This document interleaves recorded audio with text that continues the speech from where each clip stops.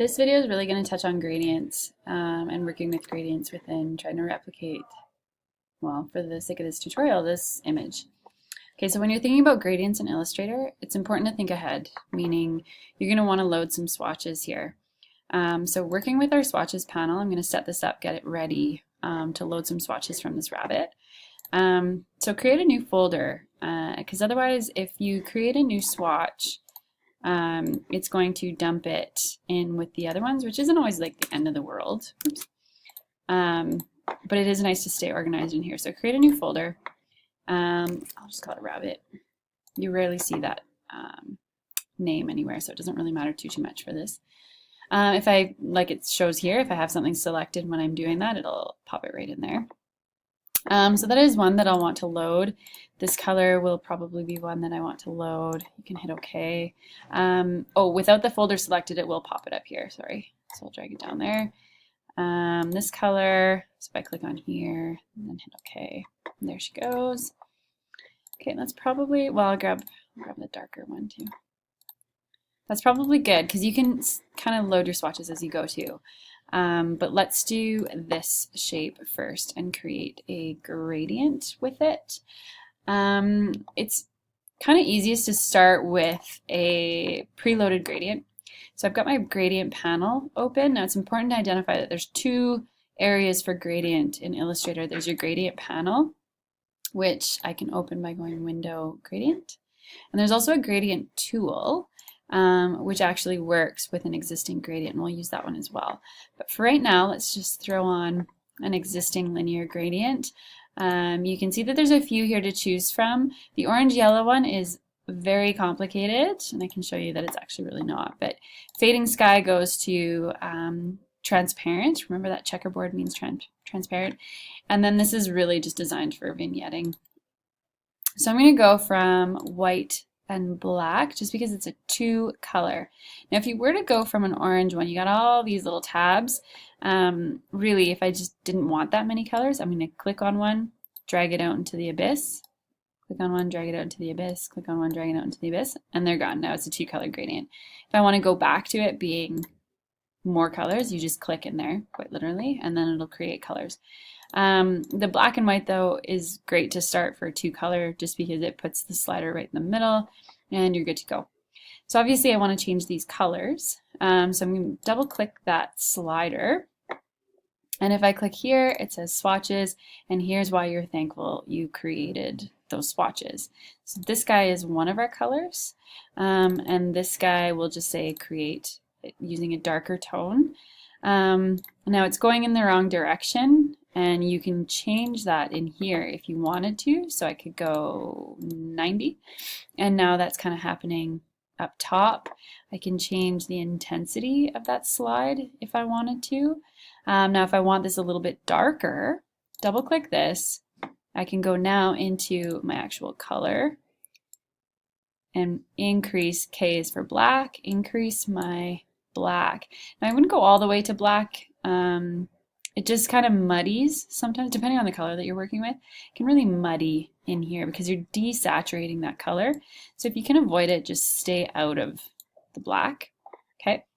Now let's say I want to get a little more precise with the placement of that gradient. This is where your gradient tool comes in. Okay, so I could extend it, I could rotate it. Just by rotating your cursor over it, you'll see that you have an option to do a bunch of different things. So like extending it will make it a lot subtler. Shrinking it will make it a lot sort of harsher. I can rotate it here to try to recreate a little bit more of this kind of appearance. Okay, so I think that's good. I think I'm going to go with that. Again, if you wanted to sort of highlight something down here, you could. I'm going to create a new slider in here. Double click this one and say increase a highlight. And then I'm going to want to make this a little smoother transition. I could, instead kind of start to work with maybe a little more yellow if I didn't want to go completely into the whites.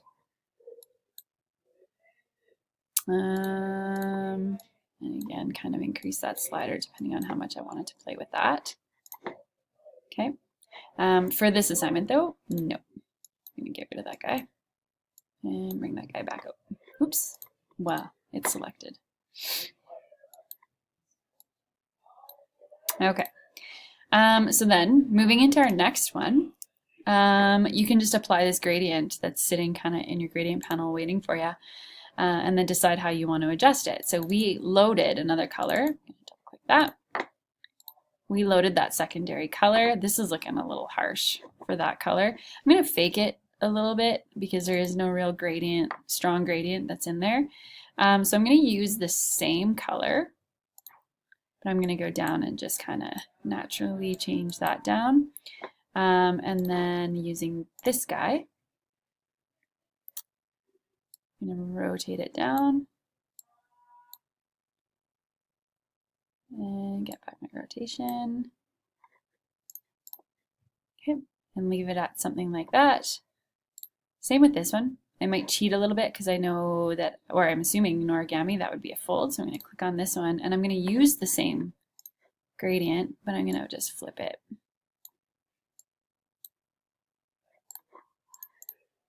Okay, gives it kind of the illusion there. This guy's already pretty dark, but still, I'm going to apply a gradient to it. I'm going to double click here, grab my swatches. I'm going to use the same swatch here. And then I think this one might be the darker one. That down at the bottom.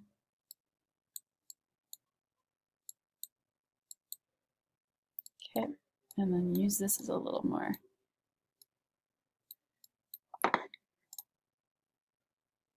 Okay, continuing on. Again, you might just want to fake it and kind of just be playing with the light. So this is kind of the same color as that.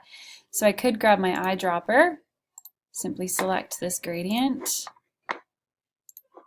and then rotate it around.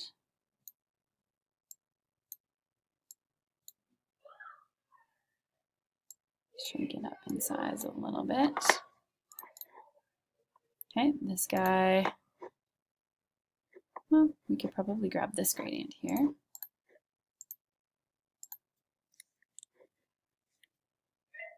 And rotate it. Oops, rotated it the wrong way.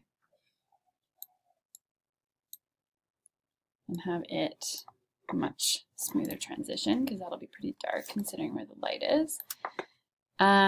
This guy, I'm gonna grab, it was a unique color, I think, if I'm not mistaken, it was this one. But I'm still gonna just grab this gradient. Change this color to this guy here. And maybe this one, just be lightening it up so it's not quite an intense transition. And then up, oops. Obviously this one will do the same. Okay, this one, let's grab this guy.